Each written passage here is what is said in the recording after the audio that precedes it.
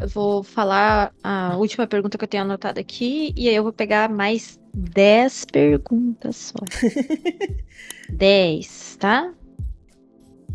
Sula, não sei se você já falou sobre isso, mas eu estive tendo muita dificuldade em finalizar meus desenhos, porque sempre finalizo tudo demais. Tem alguma dica? Vai, boiada! Mais pergunta. Cara, finalizar demais costuma ser menos problema do que finalizar de menos. Eu tenho tido muito contato com gente que corre com as peças e termina não finalizando o suficiente. As coisas ficam com um pouco de cara de esboço. Elas estão um pouco de cara de isso aqui não foi pintado de verdade. Existe sempre a questão da eficiência, sabe? E a questão da eficiência ela é complicada de explicar porque eficiência vem com experiência. Então, quanto mais experiente você for em pintar, menos pinceladas você precisa para resolver o mesmo problema. Não tem como forçar isso. Você precisa ser experiente em pintar. Você precisa ser experiente em resolver problemas visuais para você conseguir uma boa estratégia de como resolver aquele problema em poucas pinceladas. Sacou? Então, finalizar as coisas demais não costuma ser problema. Costuma ser finalizar de menos. Costuma ser mais problema do que isso. Pelo menos nas direções de arte que eu tô acostumada, que é aquelas direções mais fantasy, mais ilustração, polida, finalizadinha. O pessoal gosta muito de Splash também. Splash é hiper finalizado, não tem nada de esboço em Splash. Então eu não me preocuparia tanto. Se você tá com a sensação de que você tá polindo demais, tenta trabalhar um pouquinho mais com textura e controle de borda, que vai dar uma aliviada nessa sensação de que tá tudo muito polido. Você vai conseguir introduzir um pouquinho mais de textura, um pouquinho mais de informação, certo? Mas é uma questão agora de começar a pensar na sua direção de arte. Como que você quer que fique o acabamento da sua peça? E aí começar a tentar responder essa pergunta, tentar respondê-la à altura do que você espera. Certinho? Bora, o que mais? Meu Deus! Perguntas. Sula, meu Deus do céu. Trabalho embarcado numa escala 28 por 28. Quando estou em terra, tento desenhar Nossa! o máximo possível, mesmo com as demandas do dia a dia. Mas a bordo, simplesmente impossível desenhar. Justo. Isso quebra muito meu ritmo de aprendizado e desestimula bastante. Como consigo contornar isso? Então, olha só. Ironicamente, eu não trabalhava. Eu trabalhava numa área que eu estava desenhando. Mas mesmo assim eu sentia que o trabalho entrava no meio dos meus estudos. Então o que eu fazia? Eu tinha um sketchbook escondido debaixo do meu teclado. Eu estava trabalhando com ilustração e eu tinha papel escondido debaixo do meu teclado onde eu continuava estudando. O maior ato de rebeldia que eu acho que você pode ter é pegar um sketchbook e levar e, sabe, quando você tiver tempo de descanso embarcado, continuar no sketchbook. Não precisa levar muita coisa. Como é que é o nome do cara? É isso? Não. Será que eu acho? Será que eu acho? Olha só. Não precisa levar muita coisa. Uma das coisas que eu recomendo é um sketchbook pequeno, um A5 se duvidar, e uma caneta Bic, só. Vai atrás de desenhar o que você tá vendo. Continua fazendo desenho de observação. E eu queria mostrar um exemplo de um artista que faz isso muito bem.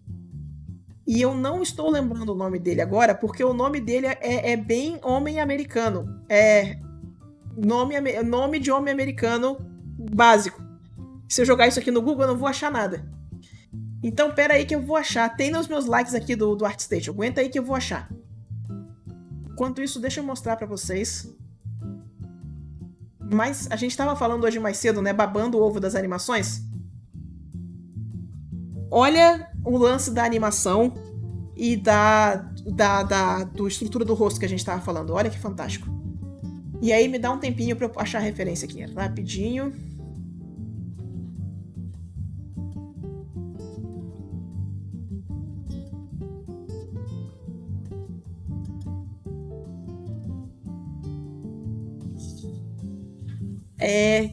Coisas aconteceram esses últimos dias, né? Pois é, meus likes estão uma bagunça.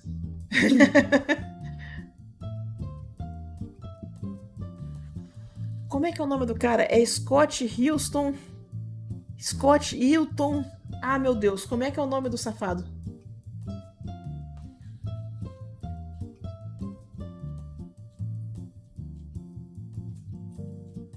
Scott.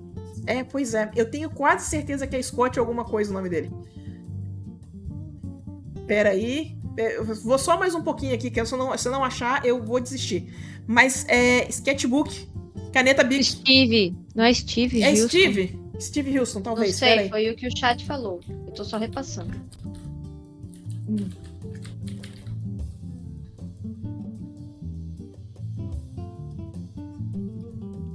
Cara, o Steve Houston é muito bom. É esse cara aqui, mas ainda não é o cara dos sketchbooks que eu tava comentando. Deixa eu ver se ele tá...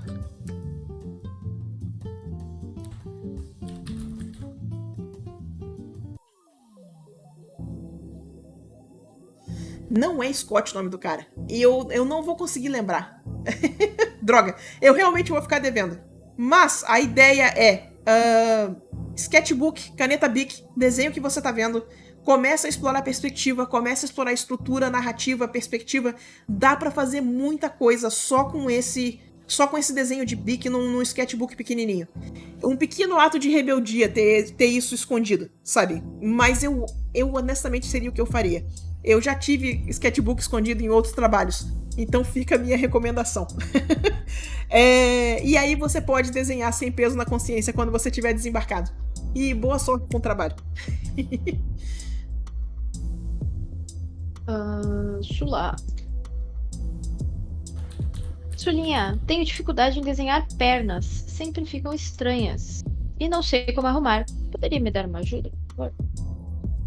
Putz, o ideal seria eu ter uma peça pra poder te dar feedback, sabe?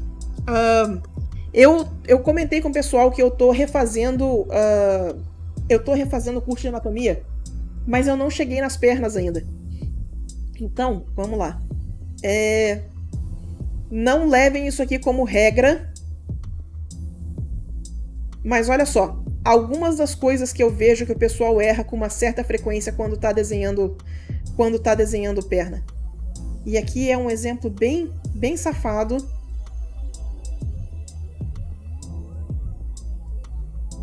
Tá?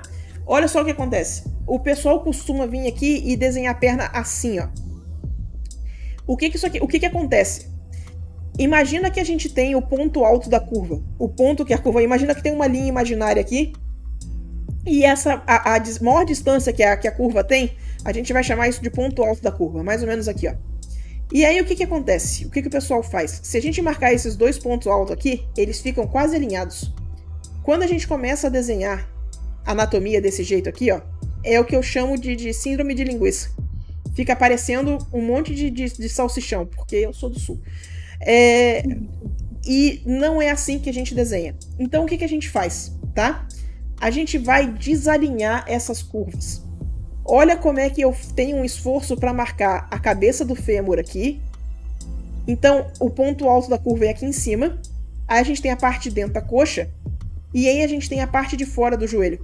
Então a gente tem uma curva aqui e a gente tem uma curva aqui, ó. Olha como é que a gente faz um movimento muito mais interessante do que a linha reta do salsichão, ó.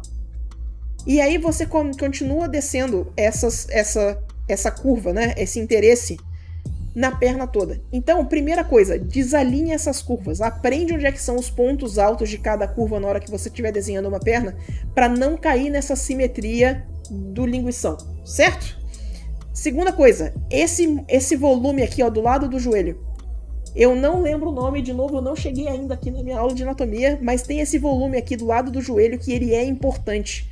Não desenha o joelho simétrico ou só a bolinha aqui no canto, tá? Que fica muito bonecão. E eu acho que basicamente são essas duas dicas. Essas são basicamente essas. Não deixa o linguição acontecer. Cuidado com a estrutura do joelho. Certo? Deixa eu estudar anatomia, deixa eu chegar na lição de pernas que eu falo um pouquinho mais sobre isso. Quem tem um curso de anatomia, quem tem uns vídeos sobre anatomia artística, tá? Muito bons, em português, é o canal do Antônio Risati. Ele tem uns vídeos muito bons, super recomendo vocês darem uma olhada no canal do YouTube dele. Ele explica bastante essa parte de anatomia para artistas, sabe? O que mais?